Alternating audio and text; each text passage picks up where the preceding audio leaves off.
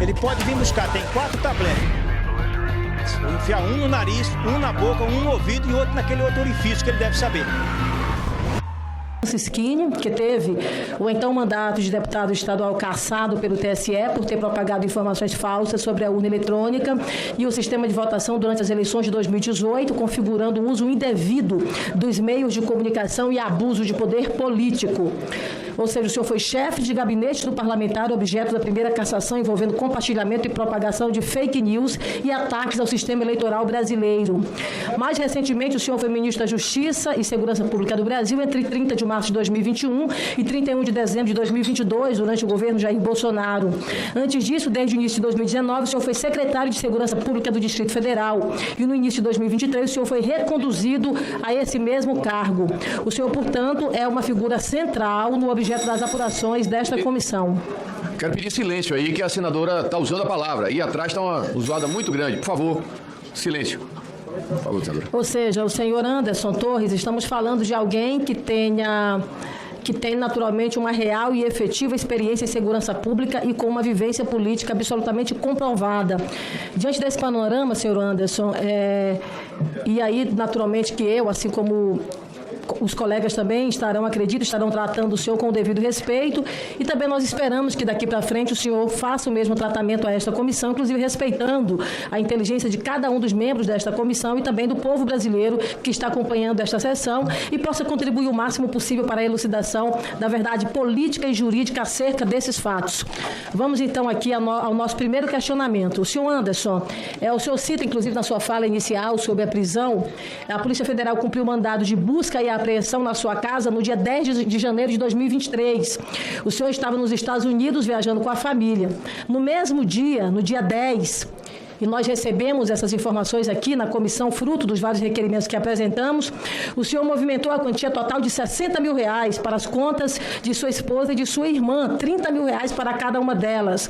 O senhor se apresentou no Brasil no dia 14 de janeiro e não entregou o seu aparelho celular às autoridades. E aí, na sua alegação, o senhor teria perdido o aparelho celular nos Estados Unidos, ou seja, o senhor faz uma transferência de um volume vultuoso para membros de sua família e diz que o seu telefone havia sido esquecido nos Estados Unidos. Por que dessas duas atitudes? O senhor tem algo a esconder da justiça brasileira? Na verdade, senadora, eu gostaria de corrigir só que eu não sou filiado à União Brasil. E, enfim, isso não diz respeito. Na verdade, as transferências foram feitas... Na verdade, as transferências... Calma.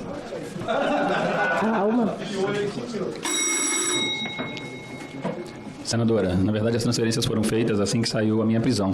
Quando eu fiquei sabendo da notícia da prisão, eu transferi 30 mil para minha esposa, 30 mil para minha irmã para pagar as despesas enquanto eu estivesse preso. Fiquei bastante preocupado com aquela situação. E o celular não deixei nos Estados Unidos. Em torno daquela confusão que virou o meu entorno, eu perdi meu celular nos Estados Unidos, mas não houve prejuízo nenhum para as investigações, uma vez que eu trouxe a senha da nuvem, trouxe a senha do celular e entreguei tudo isso à Polícia Federal. Ainda, pelos dados que nós recebemos aqui, que na verdade foram de RIFs, não é? Que são relatórios produzidos pelo COAF, a partir da análise desses dados bancários, cujo conteúdo foi enviado a esta CPMI, notou-se uma estranha movimentação, que envolve, por exemplo, o senhor Júlio Carlos Correia, de Curitiba do Paraná. 2 dias antes dos atos, e aí, portanto, no dia que o senhor viaja para os Estados Unidos, o senhor transferiu para ele o equivalente a R$55 mil. E aí a estranheza em relação a essa transferência é porque ele, o senhor Júlio Carlos, ele é detentor de uma empresa que se chama, o nome da empresa, PH Recursos Humanos, que de 2019 a 2022, essa empresa teve um aumento considerável no seu tamanho, sobretudo aí após fechar vários contratos com os Correios. Os contratos somam o valor de R$111 milhões. O senhor poderia explicar exatamente a razão dessa transferência de R$55 mil? A razão dessa transferência foi pagar as passagens aéreas, que foi o Júlio que tirou as passagens. Nós viajamos juntos para os Estados Unidos e foi pagar para ele, restituir o valor das passagens aéreas. O senhor, ele então tem alguma empresa? A transferência foi feita para a conta física do senhor Júlio? Porque eu não tenho nada a ver com a empresa dele. Ele é meu amigo pessoal de muitos anos. Eu fiz uma transferência, ele tirou as passagens no mês anterior. Quando venceu, eu transferi para a conta dele. Durante o período dos vários contratos dele com os Correios, que somam o volume de 111 milhões de reais, a sua amizade com ele vem desde esse período de 2019? Há quantos anos o senhor tem essa amizade com ele? Muito antes disso. Conheço o Júlio desde 2015 e não tenho absolutamente nada a ver com a relação dele com os Correios, senadora. Ele tem alguma empresa alguma empresa referente à compra de passagens aéreas ou foi uma decisão individual dele em relação ao senhor? Foi uma decisão nossa, porque nós combinamos a viagem juntos para os Estados Unidos. Ele viajou com o senhor? Posteriormente, ele viajou e nos encontrou nos Estados Unidos. Em sua gestão, a Polícia Rodoviária Federal, o senhor Anderson, celebrou diversos contratos milionários com a empresa Combate Armo. Essa empresa ela é investigada por esta comissão e, inclusive, já recebeu algumas sanções do poder público, inclusive mais de uma vez em descumprimento de obrigação nessas licitações, inclusive pela entrega de veículos blindados, muito aquém da especificação. Além disso, para esta empresa, o senhor Silvinei, depois, nessa comissão, inclusive, chegou a afirmar que buscou guarida, não é? Através da busca, inclusive, de uma contratação e de um emprego. O senhor teve informações sobre esses contratos que foram firmados na Combate Armo e, ao mesmo tempo, também, o senhor teve informações acerca dessas várias sanções que esta empresa recebeu por haver uma estranheza em relação a essas licitações? Não tive conhecimento sobre isso, senhora relatora. O senhor não teve nenhum contato e não conhece ninguém ligado a Combate Armo? Ninguém. Ao mesmo tempo, em relação a essas várias contratações, inclusive dessas contratações da Combate Armo, ela faz apenas uma das aquisições do valor de 30 milhões de reais, que representam uma parte expressiva do orçamento da Polícia Rodoviária Federal de caveirões blindados, muitos deles, inclusive, que sequer foram utilizados. O senhor não chegou a obter informações acerca dessas várias compras que foram adquiridas? Senadora, a Polícia Rodoviária Federal tinha autonomia nas compras e nas necessidades da instituição. Eu não me envolvia com isso. Isso foi feito provavelmente pela Polícia Rodoviária Federal e não pelo Ministério da Justiça. A Polícia Rodoviária Federal integra o Ministério da Justiça. E veja, um outro dado estranho. Através de análise de transações bancárias da Combate Armo, foram detectados pagamentos da ordem de 36 mil reais em 2023 à empresa Lopes... Quinta série está meio agoniada hoje. Foram detectados pagamentos da ordem de 36 mil reais em 2023, a empresa... Presidente, eu vou pedir aí, realmente, não, mas está um burburinho muito grande aí. Lá atrás, presidente. É exatamente onde o senhor está. É exatamente onde o senhor está. Eu quero exatamente onde o senhor está, que está vindo essa zoada. Eu quero pedir que a gente mantenha a ordem, cada um vai poder usar da palavra, eu vou exigir que seja preservada a fala de todos os parlamentares, mas vamos ouvir com respeito cada um dos que estiverem falando. Por favor, continue, senador. Através das várias análises bancárias que foram feitas em relação ao Combate Armo, nós detectamos um pagamento de 36 mil reais em 2023 à empresa Lopes e Filho. Agora veja, essa empresa Lopes e Filho ela foi criada no início deste ano, no mesmo endereço aonde também outras duas empresas foram criadas, do seu ex-PRF, o Silvinei, e também do seu ex-secretário executivo, Lorenzo. As três empresas foram criadas exatamente no mesmo endereço, cuja uma dessas empresas recebeu a transferência de 36 mil reais dessa empresa Combate Armo, com uma movimentação de fato milionária junto à Polícia Rodoviária Federal e, mais uma vez, com sanções obtidas pelo Poder Público brasileiro. O senhor não acha um estranhamento em relação a essas transferências? Tempos depois, quando teve uma intensa movimentação, é bom lembrar que a empresa da Combate Armo brasileira, ela é uma empresa americana, veio para o Brasil. O início desta empresa, que foi instalada no Brasil, ela iniciou com um capital de R$1 milhão, em pouco menos de um ano. Esse capital foi evoluído para 30 milhões de reais e o ponto central foi exatamente essa aquisição de armamentos e também de veículos blindados. E aí você tem meses depois, tempos depois, uma transferência dessa mesma empresa para pessoas diretamente ligadas com a empresa no mesmo local do ex-diretor da PRF, o senhor Silvinei. Senadora, eu posso falar por mim. Eu, na verdade, nem conheço essa empresa, não conheço os donos dessa empresa. Essa nova empresa que foi criada esse ano, a senhora está dizendo, eu estava, inclusive, preso quando essa empresa foi criada, então eu desconheço tudo isso aí que a senhora está falando, com todo respeito. Não, o senhor fala em relação às atuais empresas. Exatamente, mas as consultorias, elas receberam recursos de uma empresa que, ao longo do processo, fechou o contrato com a Polícia Rodoviária Federal, que integra, na verdade, que tem relação direta com o Ministério do qual o senhor conduziu. Sim, a Polícia Rodoviária Federal é vinculada ao Ministério da Justiça, mas eu não tenho como responder por isso, eu realmente não tenho conhecimento disso que a senhora está falando. Senhor Silvinei, o senhor foi ouvido em inquérito... o senhor Anderson Torres, o senhor foi ouvido em inquérito policial que investiga o possível uso político da Polícia Rodoviária Federal para atrapalhar a presença de eleitores do atual presidente em locais de votação no segundo turno. No relatório, houve, na verdade, um relatório que foi produzido pelo Ministério da Justiça e esse relatório foi, inclusive, encaminhado e foi feito pela senhora Marília Ferreira. O senhor teve conhecimento desse relatório? Quem solicitou a Marília Ferreira a realização desse relatório? Peraí, senadora, só me explique novamente a questão. Eu não entendi. A senhora falou do Silvinei depois da Marília. Não, o Silvinei foi um erro. Eu citei em relação ao seu nome especificamente, senhor Anderson Torres. A Polícia Rodoviária Federal, vou repetir aqui a pergunta, porque a turma da quinta série hoje está fora do normal.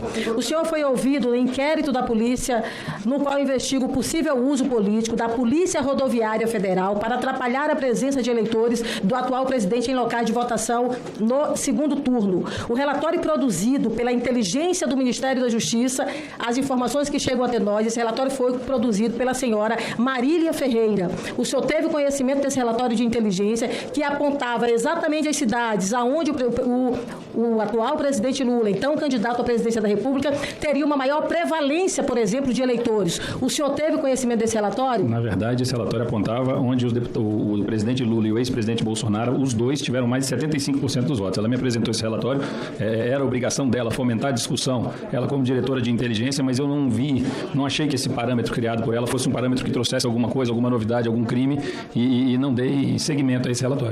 Esse relatório, o senhor chegou a fazer encaminhamento dele? Não dei seguimento a esse relatório. O senhor tem conhecimento ainda desse relatório? O senhor poderia ajudar com esse relatório para a gente até compatibilizar com o que nós temos? Não tenho, senador, e na verdade não foi um relatório, foi uma planilha que foi feita.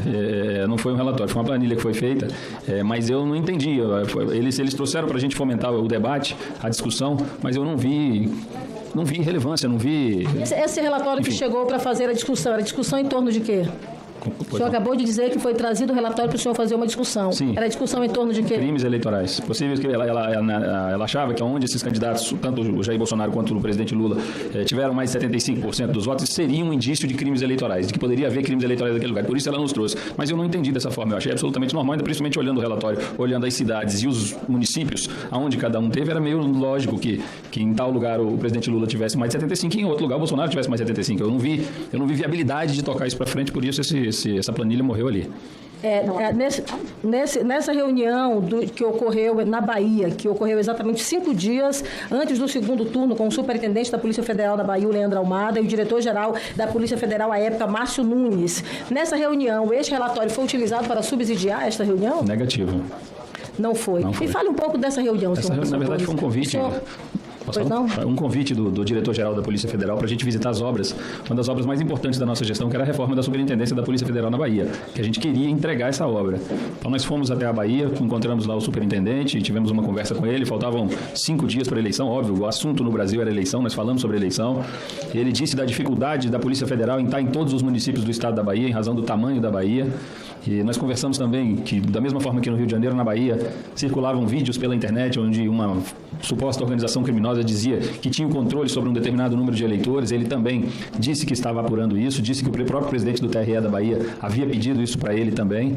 Enfim, nós conversamos sobre isso e visitamos a obra e voltamos para... Nessa sua visita à obra, ao longo da sua permanência no Ministério da Justiça, o senhor fez outras visitas à obra? O senhor tinha o costume de fazer visitas a obras? Sempre, visitas às obras, e fiz questão de estar na maioria das inaugurações que a gente conseguiu fazer. O senhor Leandro Almada, ele afirma categoricamente que o objeto dessa reunião não se tratava dessa obra específica na Bahia, mas sobretudo desse levantamento e desse detalhamento acerca desses pontos centrais de votação e sobretudo de um organograma, de um foco que seria direcionado com membros da Polícia Rodoviária Federal e da Polícia Federal em relação a esses pontos específicos.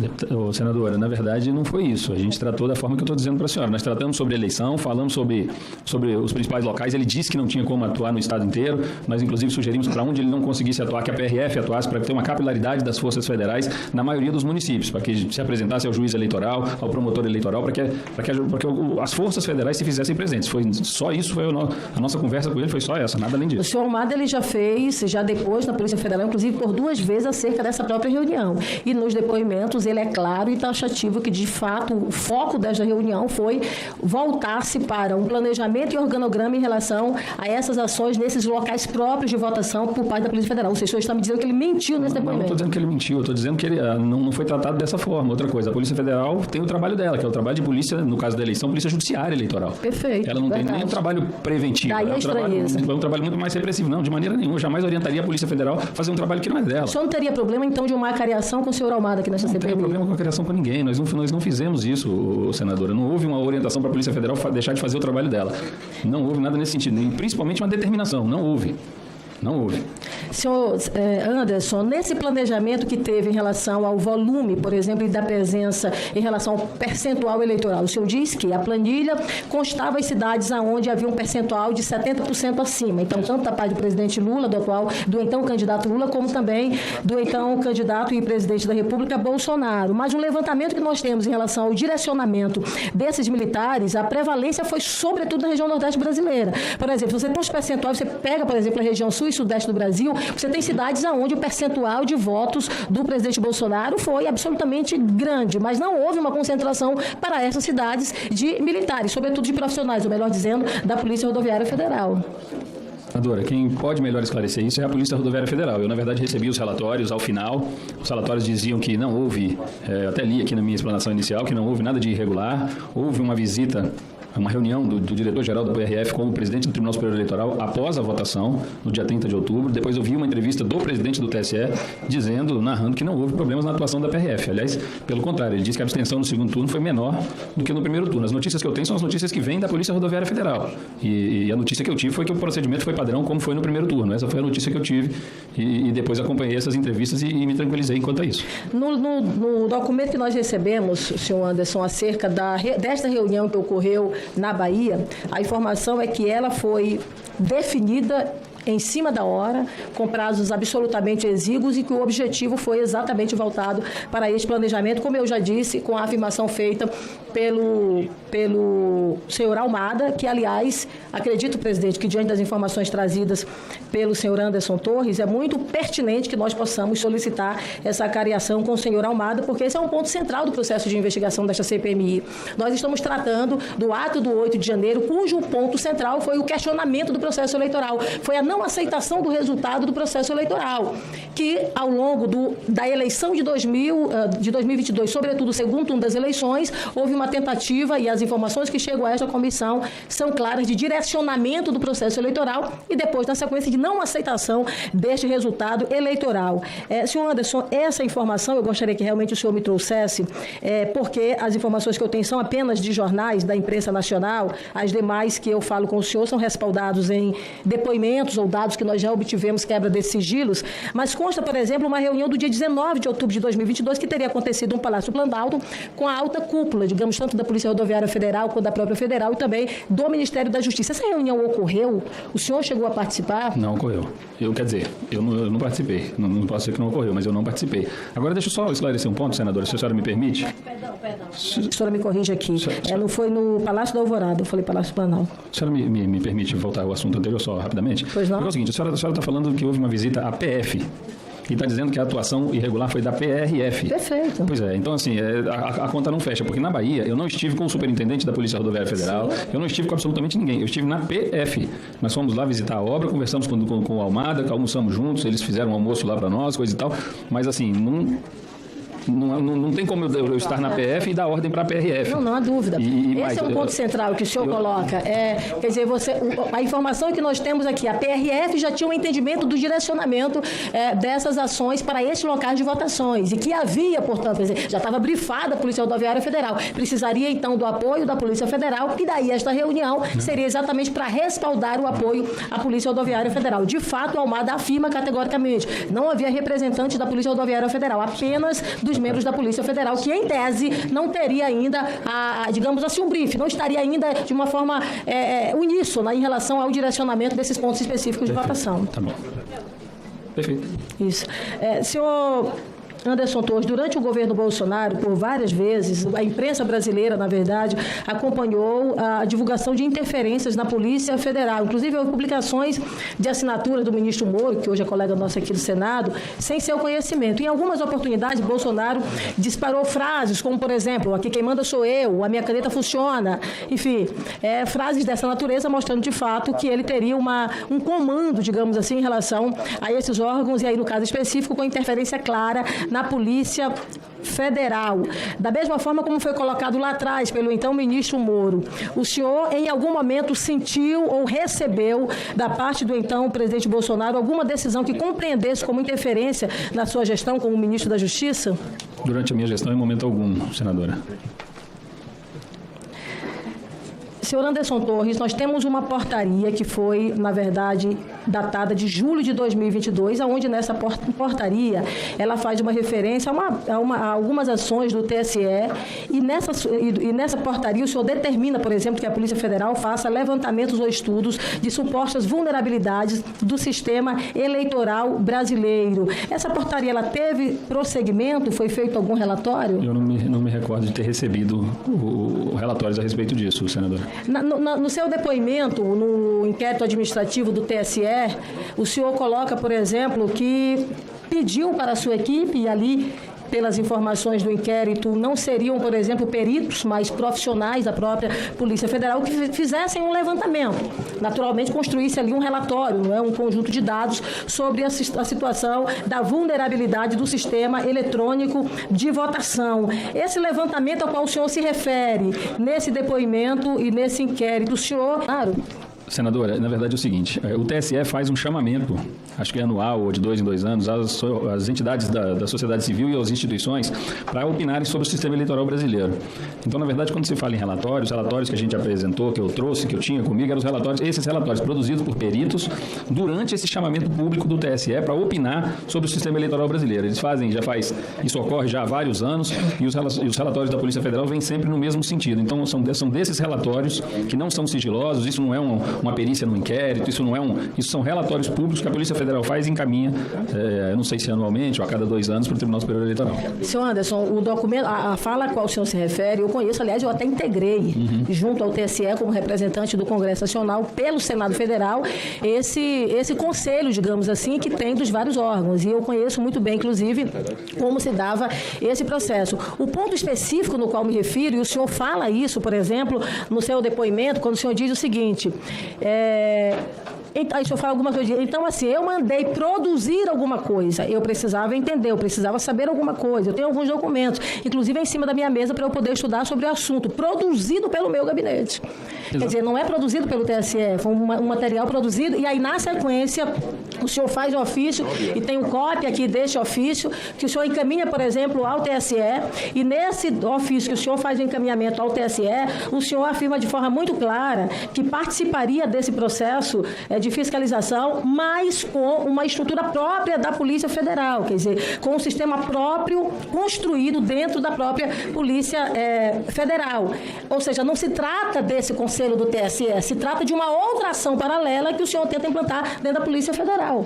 Na verdade, essa primeira ação, quando fala do meu gabinete, foi quando eu cheguei lá que eu assumi o Ministério. Pedi para levantar o que tinha a respeito desse tema, uma vez que era um tema que recorrentemente a gente era chamado a opinar, e me vieram esses relatórios que eu disse à senhora aí. Agora, esse segundo ofício eu gostaria até de ler, para poder me recordar, porque realmente eu não me recordo por que nós fizemos isso. Não sei se foi o TSE que pediu uma equipe, eu mandei uma equipe para lá, naquela comissão da transparência, talvez seja algo nesse sentido que a gente mandou para lá para ajudar o TSE, como sempre a Polícia Federal fez. A decisão do ministro bloqueou de uma forma terminante essa investigação? Eu acho que bloqueou de forma terminante essa investigação. Na verdade, o documento chegou à representação do Ministério da Justiça, eu encaminhei para a Polícia Federal para providências. E, enfim, acredito que não tenha ido adiante. Se houve a decisão do ministro, não deve ter ido adiante. Senhor Anderson Torres, eu queria fazer essa pergunta aqui para o senhor, que o senhor me respondesse com a devida tranquilidade. Nós fizemos aqui uma solicitação e alguns requerimentos, inclusive de colegas, no sentido de fazer o compartilhamento dos dados dos inquéritos do Supremo Tribunal Federal e também dos inquéritos da Polícia Federal com esta comissão. E o objetivo desse compartilhamento é exatamente ter acesso a um conjunto de informações que acaba não chegando a esta comissão por conta de alguns deles estarem ainda em diligência. Mas a imprensa fez uma colocação, e é uma colocação absolutamente grave, que se trata de que nesse inquérito que está no Supremo Tribunal Federal, haveria, por exemplo, um áudio aonde o senhor teria falado acerca de sequestro de ministro da Suprema Corte, a qual deveria ser deixado, por exemplo, em local incerto e não sabido. Eu busquei, inclusive, junto a esses inquéritos, a possibilidade de buscar essas informações, mas por serem sigilosos, nós não temos, de fato, acesso a essas informações que chegarão a esta comissão. Houve algo dessa natureza? Houve uma interpretação diferente? Existe, de fato, esse áudio ou não? Senador, isso é uma maluquice, eu jamais ouvi e falei esse tipo de coisa e nós não tivemos acesso a isso também, eu desconheço aí. Acerca da minuta chamada, e é uma realidade, a minuta do golpe, né? Que estava, na verdade, na sua residência. O senhor, na sua fala inicial, diz que é uma coisa absurda e, de fato, por exemplo, a sua minuta da PGR, de fato, é uma minuta absolutamente ousada, com pontos inimagináveis, por exemplo, suspendendo sigilo telemático dos integrantes da Suprema Corte Brasileira, colocando toda a força, por exemplo, no Ministério da Defesa. Daqui uma cópia da minuta, está aqui, por exemplo, em uma delas, cita, nessa composição da Comissão de Regularidade Eleitoral, ela seria composta por 8 membros do Ministério da Defesa, inclusive, incluindo do Ministério da Defesa, incluindo a presidência, ou seja, com apenas mais um membro já teria, de fato, maioria. E aí suspende sigilo telemático, quer dizer, são pontos, como o senhor coloca muito bem no início da sua fala, absurdos. Mas essa minuta, ela foi encontrada, de fato, na sua casa, na sua residência. O senhor afirma, por exemplo, que ela foi adquirida, inclusive Twitter colocou aqui no início, que ela não sabe, na verdade, quem lhe entregou de fato. Mas ela não estava jogada na sua casa. Ela estava guardada, ela estava bem acondicionada. Inclusive, veja, no documento da polícia, do Ministério Público Federal, da PGR, em um dos pontos, ele diz o seguinte: não se trata de documento que seria jogado fora, estando, ao invés, muito bem guardado em uma pasta do governo federal e junto com outros itens de especial singularidade, como fotos de família, imagem religiosa, enfim. E na fotografia que nós temos a esta comissão, mostra que ela não estava numa caixa jogada do lado, ela estava num armário bem posicionada. Não é crível, por exemplo, que seja um documento para descarte, que seja um documento que você coloque ali para depois, por exemplo, levar para algo que possa se triturar ou coisa parecida. Eu queria que o senhor me colocasse de uma forma muito clara. Em nenhum momento o senhor relembra que alguém possa ter lhe entregado essa documentação. O senhor recebeu essa documentação em seu e-mail, na sua rede social ou coisa parecida?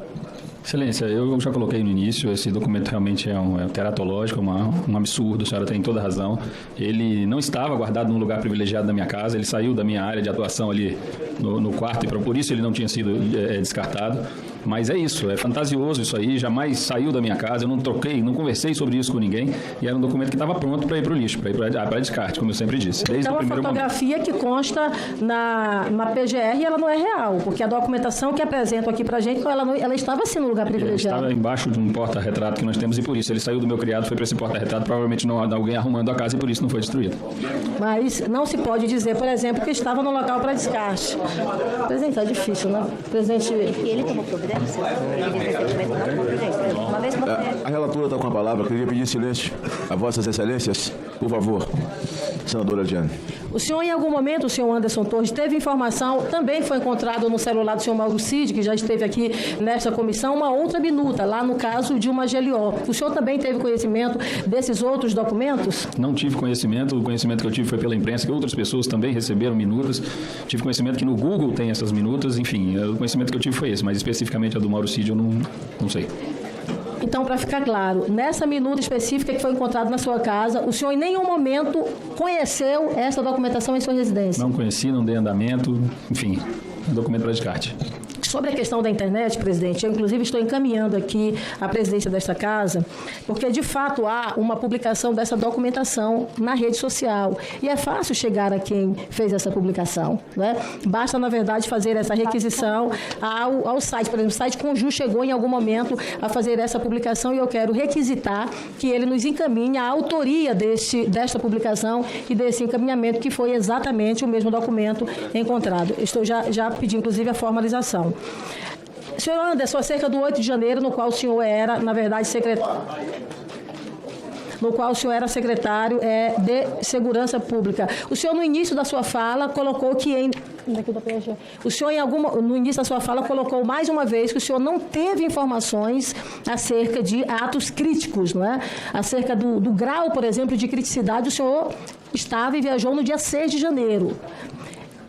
O senhor não recebeu nenhum relatório, nenhum alerta que mostrasse realmente o grau, a gravidade do ato do dia 8 de janeiro? Senadora, para a senhora ter uma ideia, no dia 6 de janeiro, às 11 da manhã, teve uma reunião na Secretaria de Segurança Pública para tratar dos acampamentos, para tratar da retirada final do acampamento ali do QG do Exército. Teve comigo lá o general Dutra e a secretária de Desenvolvimento Social do DF.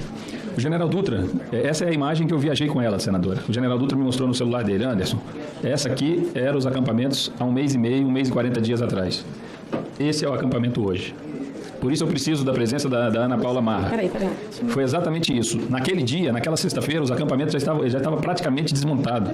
Ele precisava da secretária de Desenvolvimento Social para tirar os vulneráveis, moradores de rua, antes de fazer o desmonte final do acampamento. Essa foi a imagem que eu viajei com ela na cabeça, de pouquíssimas pessoas naquela sexta-feira, dia 6, nos acampamentos. Eu jamais ia imaginar que aquilo ia acontecer, que aquilo ia virar de novo e se tornar o 8 de janeiro. Quando eu viajei, não havia informação de inteligência. E outra coisa que eu queria ressaltar, o PAI, que eu queria até que xerocasse para que todos os parlamentares tivessem, que é o Protocolo de Ações Integradas, ele é tão completo, que realmente, se ele tivesse sido cumprido à risca, não teria acontecido os atos de 8 de janeiro. Eu viajei extremamente tranquilo por esses dois fatores. Primeiro, as imagens do acampamento daquele dia e, segundo, o PAI que ficou assinado com as determinações para as instituições e órgãos e agências trabalharem no dia do 8 de janeiro. Na documentação, mais uma vez ainda, da Procuradoria-Geral da República, ela deixa claro, inclusive faz alguns anexos que foram apresentados pela Secretaria de Segurança Pública do Distrito Federal, na qual aponta, por exemplo, a possibilidade de tomada de poder, que era exatamente o nome daquela manifestação, invasão ao Congresso Nacional de CACs, sendo convocados para sitiar Brasília no dia 8 de janeiro de 2023 e que havia uma mobilização pela presença de adultos em boa condição física, vedada a participação de crianças e daqueles que apresentassem qualquer dificuldade de locomoção. E nessa documentação em que é apresentada pela Secretaria de Segurança Pública, nesse relatório na qual a Procuradoria-Geral da República apresenta, ela já deixa clara que a convocação era, inclusive, de pessoas que faziam uso de armas, não é? Ou seja, de pessoas que poderiam estar indo para ali, já que estavam buscando, por exemplo, armas de fogo, porque CACs e outros mais, inclusive, que tinham posse de armas, estavam sendo direcionados. Por si só, no tipo de mobilização, do tipo de manifestação, já não se presume, por exemplo, que poderá haver violência grave? Se presume, por isso, o plano de ação, o protocolo de ações integradas previa como resolver isso aí, com fechamento da esplanada, isolamento da Praça dos Três Poderes, proteção de todos os prédios da esplanada, com o trabalho conjunto com a Polícia do Senado, com a Polícia da Câmara, com a Polícia Judicial, o Batalhão da Guarda Presidencial fazendo a parte dele, tudo isso ficou previsto, tudo isso ficou assinado por mim, assinei isso às 15h28 da tarde de sexta-feira depois de ler.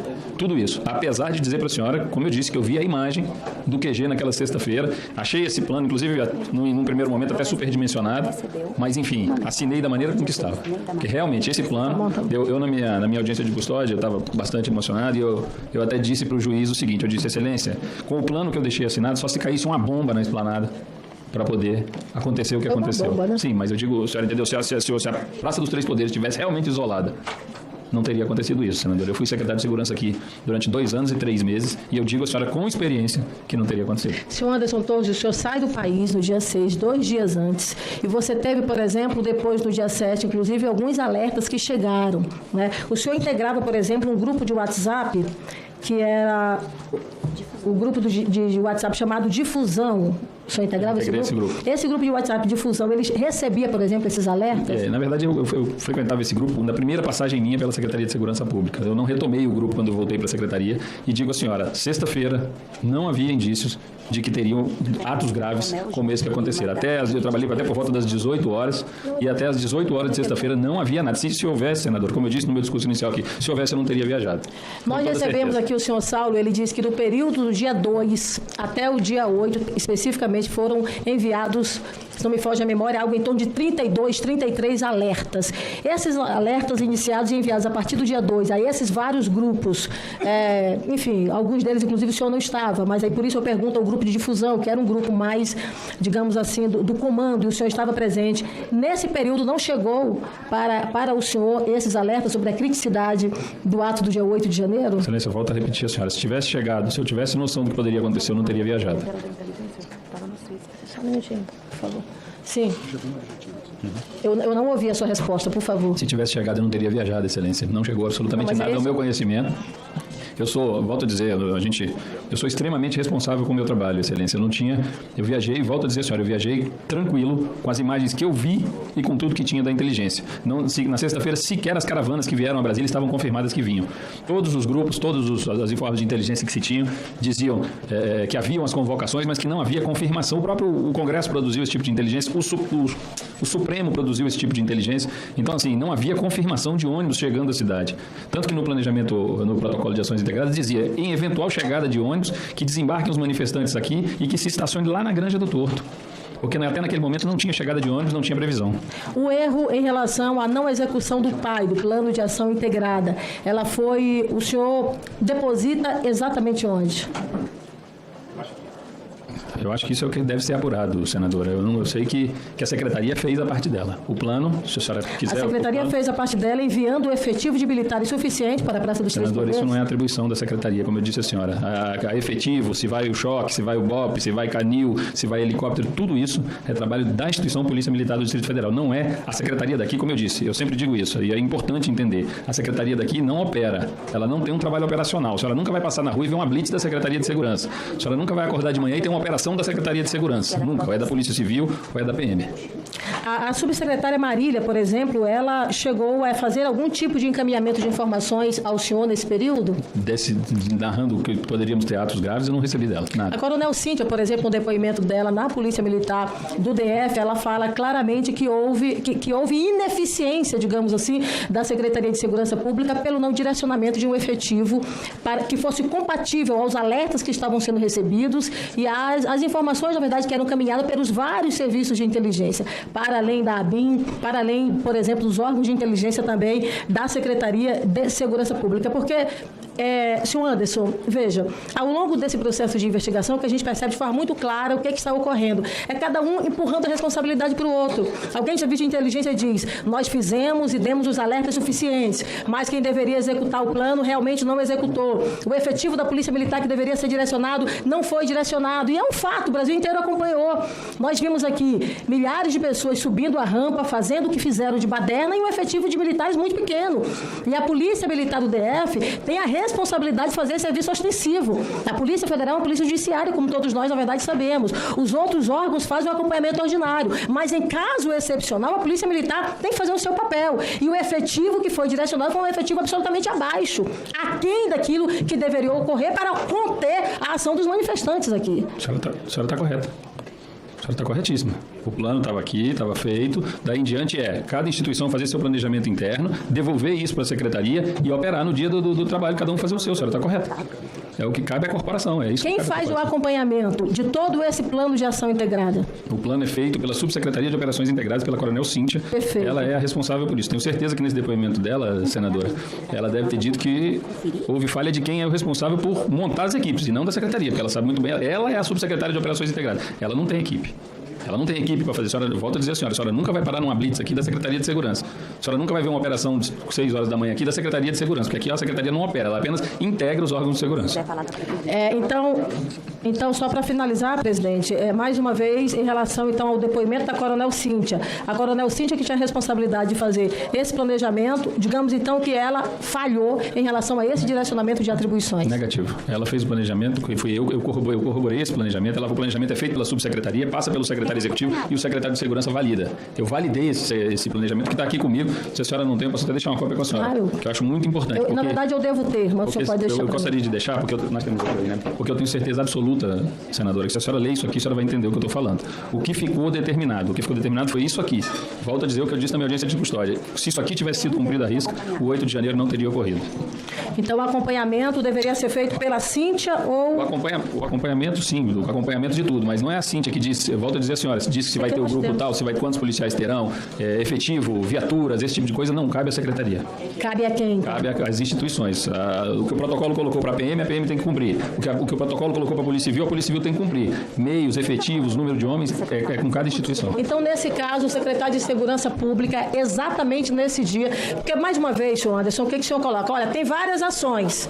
Mas o plano já está dizendo, é um plano de ação articulada. Ela tem que ter um tipo de organicidade. Você tem a Cíntia, na verdade, que está lá nesse comando. Sim. Se não é ela, a quem é a responsabilidade de fazer esse acompanhamento, de exigir que cada um desses órgãos cumpra de fato o seu papel? Quando a senhora vê esse planejamento, tem o nome de cada um aí. O nome do responsável pelo Senado, pela Câmara, pela PM, tem o nome, tem o telefone, tem tudo aí. Quem coordenava? A parte operacional, nesse caso, na esplanada ficou pela Polícia Militar do Distrito Federal.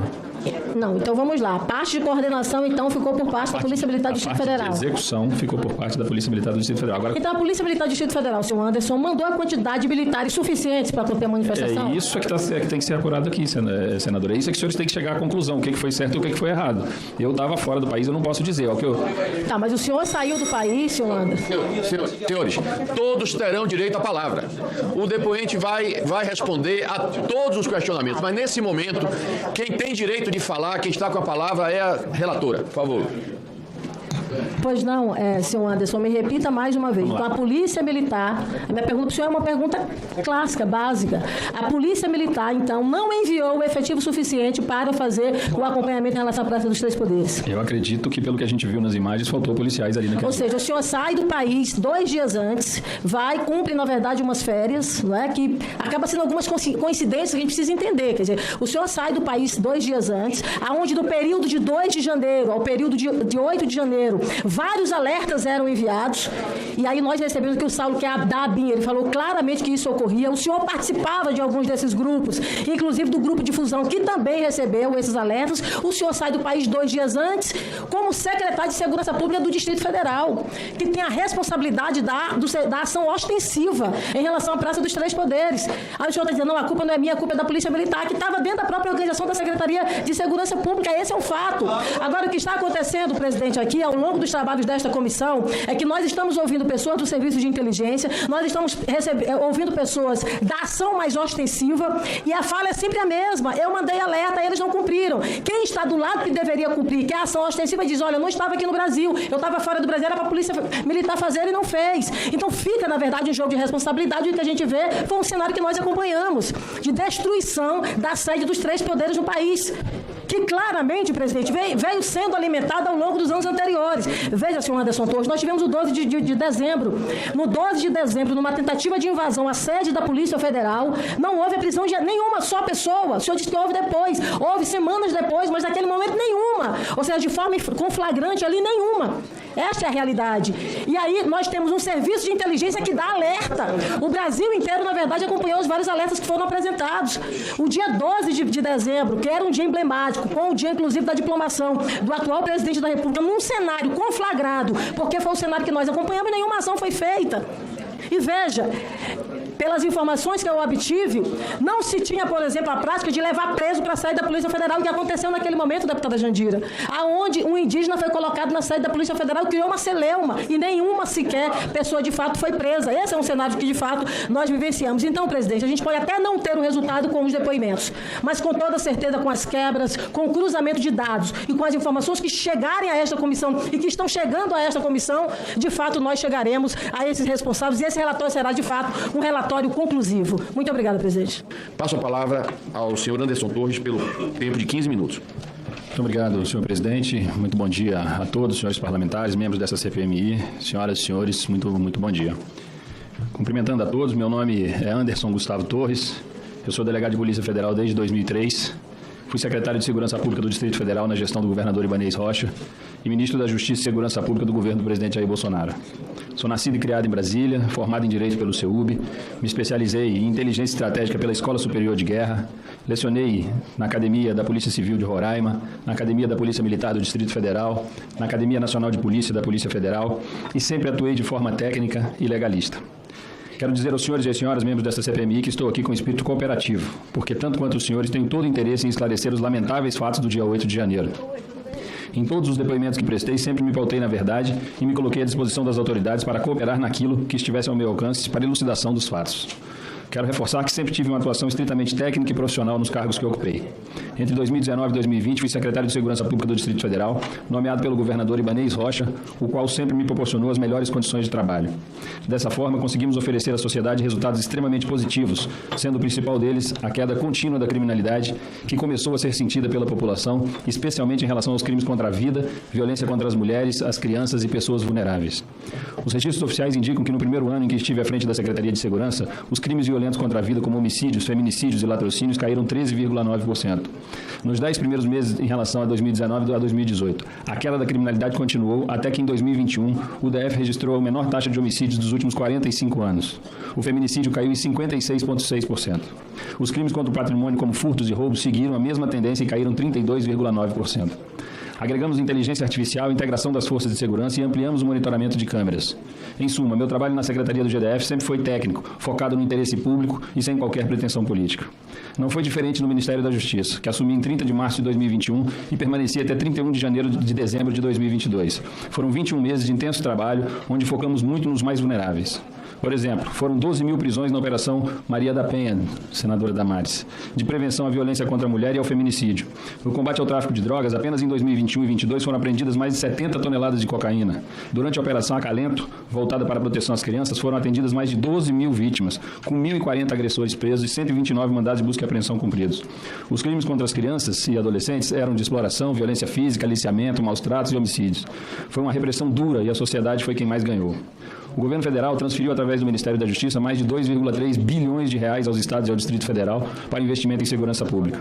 Entre 2019 e 2022, foram editados 48 atos entre leis e decretos para a criação de programas, planos voltados à segurança pública. Houve uma redução recorde nos homicídios no Brasil. Entre 2018 e 2021, a redução foi de 19,2%. Queda também de 57% no roubo a instituições financeiras. Quase dobramos o número de operações policiais no período da minha gestão, porém tudo feito sem espetacularizações e vazamentos seletivos.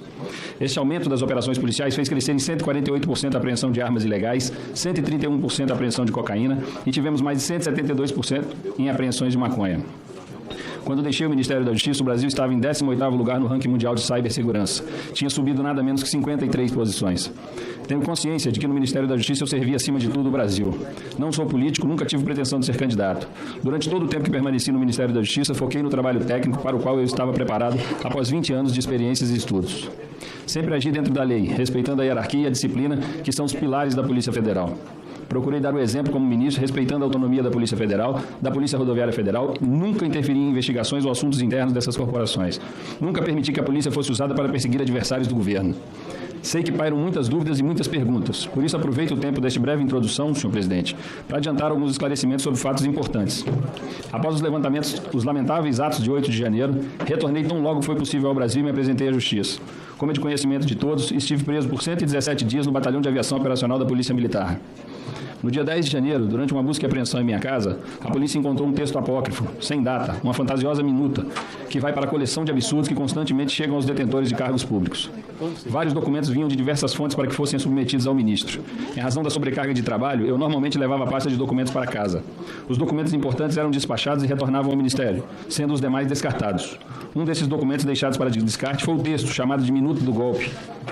Basta uma breve leitura para que se perceba ser imprestável para qualquer fim, uma verdadeira aberração jurídica. Esse papel não foi para o lixo por mero descuido. Não sei quem entregou esse documento apócrifo e desconheço as circunstâncias em que foi produzido. Sequer cogitei encaminhar ou mostrar para alguém. Soube pela imprensa que outras pessoas haviam recebido documentos com teor semelhante e que esses circulavam inclusive pela internet. Esta é a verdade. Nada mais posso dizer sobre esse assunto.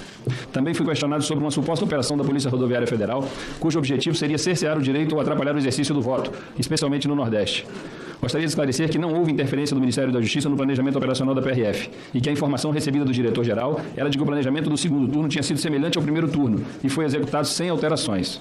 Ninguém deixou de votar e o próprio TSE reconheceu isso. O comparecimento no segundo turno foi superior ao registrado no primeiro turno. Eu não tinha atribuição de vetar o planejamento operacional de qualquer instituição. Todas as informações que recebi na data de 30 de outubro indicavam que tudo estava transcorrendo normalmente, e isso acabou sendo confirmado pelas entrevistas de autoridades da Justiça Eleitoral logo após encerrada a votação. No dia 25 de outubro, fomos a Salvador, a convite do diretor-geral da Polícia Federal, para inspecionar as obras da Superintendência da Polícia Federal. Fomos recebidos pelo superintendente. Nós nos reunimos, conversamos sobre a obra e as eleições. Tratei também de vídeos divulgados pela internet, os quais um grupo criminoso dizia ter controle sobre eleitores. O superintendente disse ter conhecimento dos vídeos e esclareceu que a notícia ainda não havia sido confirmada na checagem. No período da tarde, visitamos as obras da superintendência e percorremos todos os andares. Foram tiradas fotos e há registros da visita. A Polícia Rodoviária Federal e a Polícia Federal sempre tiveram respeitado a sua autonomia no período em que ocupei o Ministério da Justiça.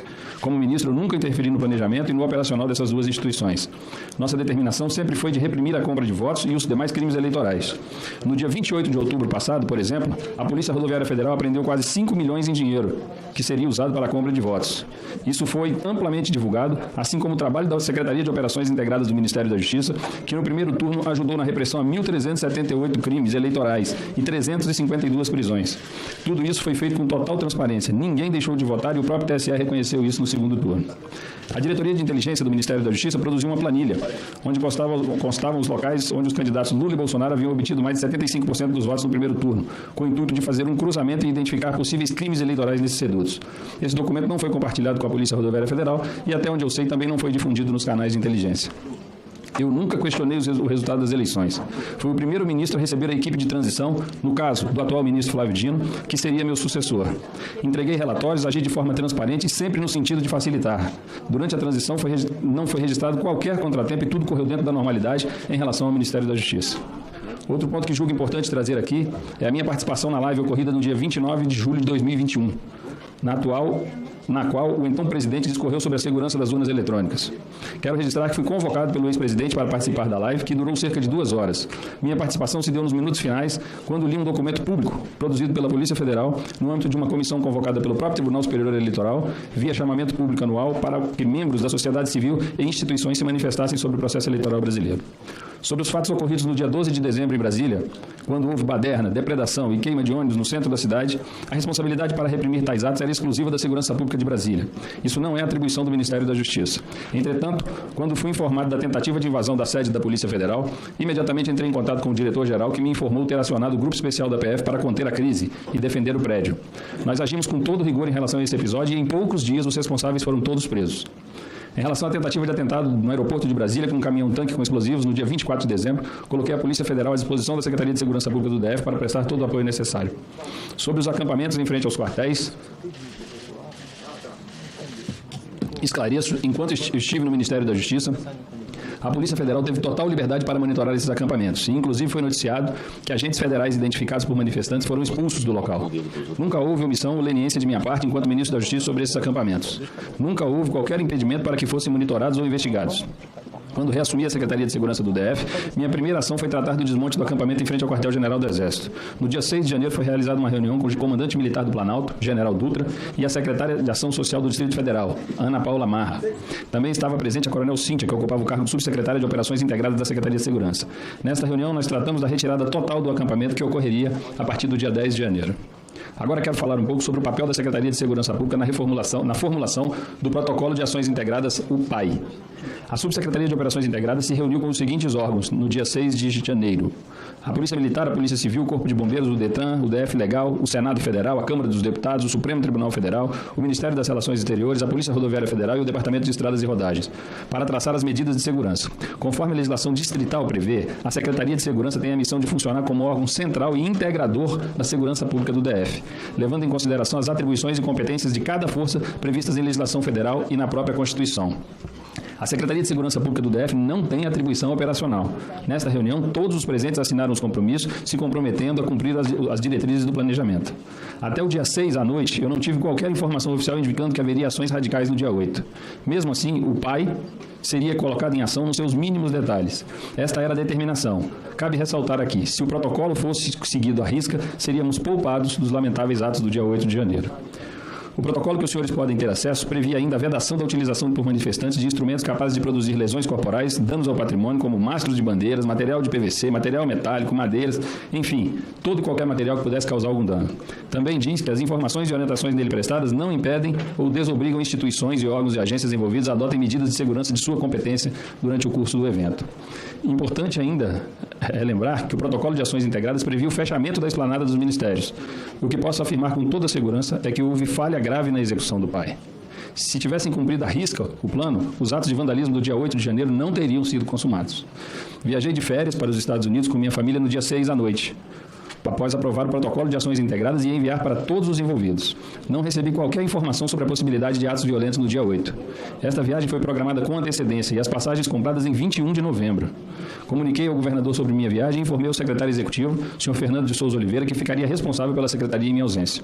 Se eu tivesse recebido qualquer alerta ou informe de inteligência indicando risco iminente de violência e vandalismo, não teria viajado.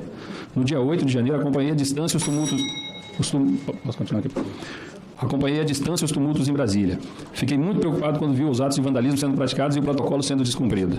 Cheguei a passar mensagem do WhatsApp para o secretário em exercício, apelando para que impedisse que os manifestantes se aproximassem do Supremo, uma vez que o Planalto e o Congresso já estavam invadidos, mas ele não conseguiu impedir. Retornei ao Brasil o mais breve possível. Desde que fui preso, nunca me neguei a cooperar com a Justiça. Entreguei as senhas do meu celular, da nuvem, do e-mail. Tomei a iniciativa de autorizar a quebra de meu sigilo telemático, fiscal, bancário e telefônico e continuo sob investigação e cumprindo fielmente as medidas cautelares determinadas.